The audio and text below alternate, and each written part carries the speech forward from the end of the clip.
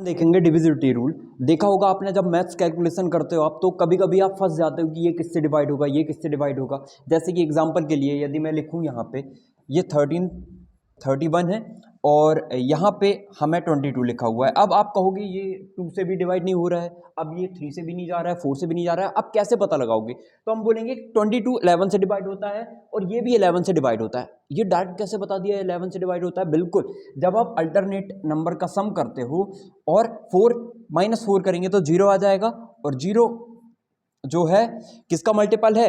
0 11 का मल्टीपल। 0 तो हर किसी का मल्टीपल है, लेकिन यदि आप क्या करते हो, सम करके डिफरेंस निकालते हो और 0 या 11 आ जाता है, इसका मतलब डिफरेंस निकालने पे 0 या 11 आ जाता है, मतलब वो 11 का मल्टीपल होता है। तो ऐसे हमने बता दिया। ऐसे कई आप बड़े बड़े नंबर्स पे फंस जाते होगे, तो आज हम देखेंगे डिविजिबिलिटी रूल हर एक नंबर का, ताकि आपको प्रॉब्लम ना जाए। ठीक है, तो देखते हैं। यदि हम डिविजिबिलिटी रूल देखें, सबसे पहले हम देखते हैं 2 का डिविजिबिलिटी रूल। ठीक है, 2 का डिविजिबिलिटी रूल। तो देखो 2 का डिविजिबिलिटी रूल क्या होता है, ये सबसे आसान है। यदि कोई भी बड़े से बड़ा नंबर इवन नंबर है तो इवन नंबर 2 से डिवाइड ही होता है। इसका मतलब आप कितना ही बड़ा नंबर लिख दो, 2 3 5 9 7 8 2, आप बोल दो कि ये 2 से डिवाइड होगा। क्यों? क्योंकि इसका इवन नंबर है, क्योंकि लास्ट डिजिट इवन नंबर है, या फिर ये पूरा ही नंबर इवन नंबर है।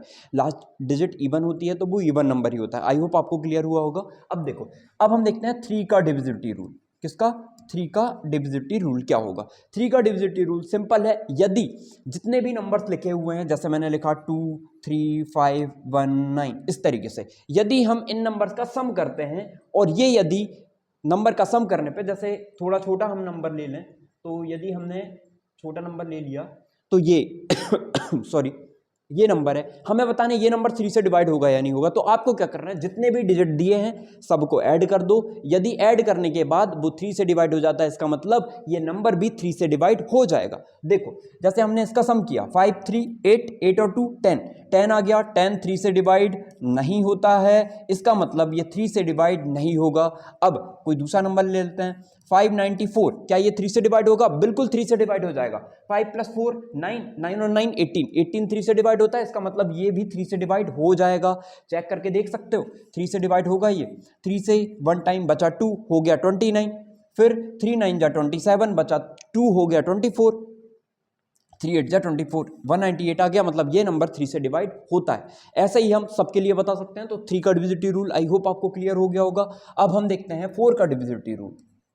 4 का डिविजिबिलिटी रूल क्या होता है? यदि कोई भी बड़े से बड़ा नंबर है, उसकी सिर्फ आपको 4 के लिए लास्ट की 2 डिजिट देखनी है। जैसे लास्ट की 2 डिजिट देखें हम, कोई भी मैंने नंबर लिख दिया 5 3 9 8 2 0, हमें सिर्फ लास्ट की 2 डिजिट देखनी है। यदि लास्ट की 2 डिजिट 4 से डिवाइड हो जाती है, इसका मतलब ये पूरा नंबर भी 4 से डिवाइड हो ही जाएगा। चेक करके देख लेते हैं, क्या 24 से डिवाइड होता है? आप कहोगे बिल्कुल 24 से डिवाइड हो जाता है, इसका मतलब ये पूरा नंबर भी 4 से डिवाइड होगा। चेक करके देख लेते हैं, 4 से जल्दी देख लेते हैं। तो 4 से ये 1 टाइम, फिर बचेगा 1, हो गया 13, 4 से ये चला जाएगा 3 टाइम, फिर बचा 1, हो गया 19, 4 से ये 4 टाइम चला जाएगा, फिर बचा आपका 3, हो गया 38, फिर 4 से ये चला जाएगा 9 टाइम, बचा 2, हो गया 22, फिर ये जाएगा 4 से 5 टाइम, फिर 5 टाइम। इसका मतलब ये पूरा पूरा डिवाइड हो गया।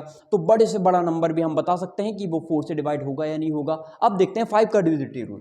5 का बहुत आसान है। 5 का डिविजिबिलिटी रूल जो होता है वो होता है कि यदि यूनिट डिजिट क्या होती है? जो लास्ट की डिजिट होती है, जिसमें यूनिट डिजिट ये है, हमें यूनिट डिजिट पे फोकस करना है 5 के लिए। जैसे मैंने लिखा है 2 3 5 0, और एक नंबर मैंने लिखा है 2 3 5 1 5, और एक नंबर लिखा है हमने 2 9 7 8। हमें बताना है इनमें से कौन से नंबर 5 से डिवाइड हो जाएंगे। तो आपको बस 5 के लिए यूनिट डिजिट देखनी है कि जहां पे यूनिट डिजिट 0 या 5 मिल जाती है, जहां पे 5 के लिए देखना है तो 0 और 5 यदि यूनिट डिजिट मिल जाए तो वो नंबर 5 से डिवाइड हो जाएगा। जैसे हमने देखा कि यहाँ पे 0 दिख रहा है, मतलब ये भी 5 से डिवाइड हो जाएगा। यहाँ पे 5 दिख रहा है, मतलब ये भी 5 से डिवाइड हो जाएगा। यहाँ पे 8 दिख रहा है, मतलब ये 5 से डिवाइड नहीं होगा। सिर्फ 5 से डिवाइड होने के लिए यूनिट डिजिट को 0 या 5 होना चाहिए। ओके, आई होप आपको क्लियर हो गया होगा। अब हम देखते हैं 6 का डिविजिबिलिटी रूल। ठीक है, 6 का डिविजिबिलिटी रूल क्या हो जाएगा?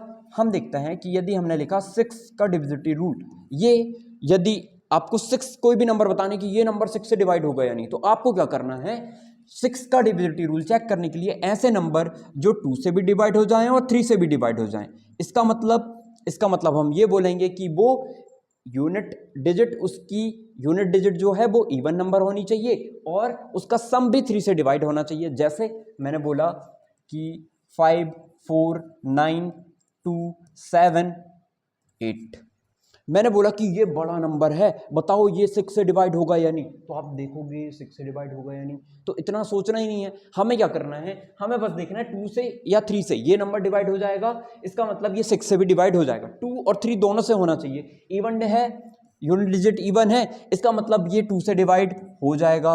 अब 3 से देखते हैं, इनका नंबर का सम 3 से डिवाइड होना चाहिए। 5 और 4 9, 9 तो है ही, 7 और 2 9 और 8 दिख रहा है, इसका मतलब 9 और 9 18, 18 और 9 27, ठीक है, और 8 यह आ जाएगा 35। क्या 35 3 से डिवाइड होता है? बिल्कुल भी नहीं होता, इसका मतलब ये नंबर 3 से डिवाइड नहीं होगा। आई होप 6 से डिवाइड 3 से डिवाइड नहीं होगा, इसका मतलब कोई नंबर 3 से डिवाइड नहीं हो रहा तो वो 6 से भी नहीं होगा। देखते हैं, अब मैं कोई और दूसरा एग्जांपल दे रहा हूं, वो आपको बताना है वो नंबर 6 से डिवाइड होगा या नहीं। देखो, जैसे हमने लिखा 2, 3, 5, 4, 3 और हमने यहां पे 0 लगा दिया, ठीक है। अब हमें बताना है ये नंबर 3 से डिवाइड होगा या नहीं, तो 6 से डिवाइड होगा या नहीं। अब 6 से डिविजिबिलिटी रूल बताना है, तो ये नंबर 2 से भी होना चाहिए और 3 से भी होना चाहिए। तो क्या ये नंबर 2 से हो जाएगा? बिल्कुल, क्योंकि इसकी यूनिट डिजिट जो है वो इवन है, इसका मतलब ये 2 से डिवाइड हो जाएगा, ठीक है। अब हम देखते हैं इसका सम 3 से डिवाइड होना चाहिए, तो 4 और 3 7, 7 और 5 12, 12 और 3 15, 15 और 2 17, इसका मतलब एक बार और सम कर लेते हैं, 7, 7 और 5 12, 12 और 3 15, 15 और 2 17, 17 आ गया। 17 भी 3 से डिवाइड नहीं होता, इसका मतलब ये नंबर भी 3 से डिवाइड नहीं होगा। लेकिन यदि हम सामने 1 लगा दें, अब ये नंबर 3 से डिवाइड होगा यानी बिल्कुल हो जाएगा। 2 और 1 3, 3 और 3 6, 6 और 9, 6 और 9 आपका हो जाएगा 15, 15 और 3 18, मतलब ये नंबर अब 18 आ गया। 18 3 से डिवाइड होता है, इसका मतलब ये 3 से डिवाइड हो जाएगा। और ये नंबर 2 से भी डिवाइड हो रहा है, इसका मतलब ये टोटल नंबर जो होगा वो 6 से डिवाइड हो जाएगा। अब मैं कुछ नंबर्स लिख रहा हूँ, आपको बताना है कमेंट में ये 6 से डिवाइड होंगे यानी, ठीक है। 5 4 9 0, क्या ये नंबर 6 से डिवाइड हो जाएगा? 3 2 7 6, क्या ये नंबर 6 से डिवाइड हो जाएगा? आपको बताना है कमेंट में। अब हम देखते हैं 8 का डिविजिबिलिटी रूल। तो 8 का डिविजिबिलिटी रूल हो जाएगा, 8 का डिविजिबिलिटी रूल, 8 का डिविजिबिलिटी रूल क्या कहता है? जैसे 4 का है ना, वैसे ही देखना है। यदि लास्ट की 3 डिजिट 4 से 8 से डिवाइड हो जाती है, इसका मतलब नंबर भी 8 से डिवाइड हो जाएगा। जैसे मैंने बोला कि 5 7 9 8 0 0, अब बड़े बड़े नंबर लेने से हमें पता लग जाता है कि बड़े नंबर भी डिवाइड होंगे, ठीक है। देखो, ये 3 डिजिट हमें ये नंबर गिवन है, बोला गया कि ये 8 से डिवाइड होगा यानी, इसका मतलब हमें क्या देखना है? सिर्फ लास्ट की 3 डिजिट देखनी है। क्या लास्ट की 3 डिजिट 8 से डिवाइड हो रही है? इसका मतलब ये 8 से डिवाइड हो जाएगा। और चेक कर लेते हैं, 2 7 2 0, ये नंबर 8 से डिवाइड होगा यानी हमें देखना है क्या ये 3 डिजिट 8 से डिवाइड हो रही है? इसका मतलब ये नंबर 8 से डिवाइड हो जाएगा, हो रहा है, इसका मतलब ये पूरा नंबर 8 से डिवाइड हो जाएगा। अब 9 का देखते हैं, 9 का डिविजिबिलिटी रूल क्या कहता है? 9 का डिविजिबिलिटी रूल सेम 3 के जैसे है। यदि नंबर का सम करने से 3 से यदि नंबर का सम करते हो और वो 9 से डिवाइड हो जाता है, इसका मतलब नंबर पूरा 9 से डिवाइड हो जाएगा। जैसे हमें लिखा है 5 7 2 4 9, ये नंबर है, आपको बताना है ये 9 से डिवाइड होगा यानी, नंबर का सम करो 9 से डिवाइड होता है, इसका मतलब ये 9 से डिवाइड हो जाएगा।